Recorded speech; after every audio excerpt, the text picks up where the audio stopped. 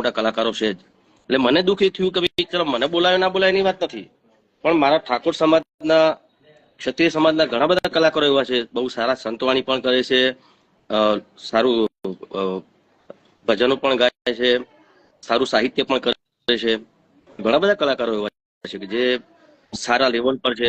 મારી વાત તો ચલો ભાઈ બધાને ખબર જ છે, એ ઠીક વાત છે, પણ મને પણ દુઃખ થયું કે મારા ઠાકોર સમાજના કોઈ બી એક કલાકારને બોલાયો હોય તો સારું લાગે, પણ એમણે જે કર્યું, હું તો નગણજી એટલું જ કહીશ કે આપણા સમાજના નેતાઓ પણ ઘણા બધા છે, બહુ આપણા સમાજના નેતાઓ, તો એ નેતાઓ બી આનો વિરોધ ઉઠાવવો જોઈએ, રજૂઆત કરવી જોઈએ કે આ આવું ના ચાલે એમ. મને હમણાં એક પત્રકાર મિત્રનો ફોન આવ્યો હતો, મને કે તમે તો ગુજરાતના સુપરસ્ટાર છો, લોકો તમે ગુજરાતના સુપરસ્ટાર માનો છો, તમને કેમ ના બોલાયા? મેં કીધું એ લોકો નહીં માનતા હોય, મારા ચાહકો મને માને છે ને બહુ છે.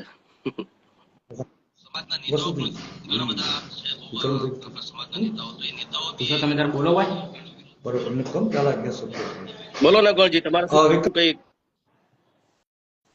બે શબ્દો સંદેશો સમાજને હું આપવા માંગુ છું. હાજી સાહેબ.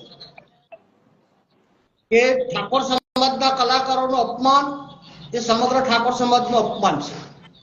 બીજા નંબરમાં ઠાકોર સમાજને અપીલ કરવા માંગુ છું મસ્તક નમાવીને કે સમાજનો કોઈ પણ પ્રોગ્રામ હોય, સમાજનો કોઈ પણ કાર્યક્રમ હોય તો પ્રથમ પસંદગી ઠાકોર સમાજના કલાકારોની કરો. સમાજનો પૈસો સમાજમાં રહે એ સૌથી સારું. અને વિક્રમભાઈ, રોહિતભાઈ, છોટે વિક્રમ તેમજ ગુજરાતના તમામ કલાકારો ઠાકોર સમાજનો કોઈ પણ પ્રસંગ હોય તો દોડીને ફ્રીમાં આવે છે સમાજ માટે. એટલે એ બરાબર વાત સમસ્ત છે, પણ આમાં તો આપણે કોઈને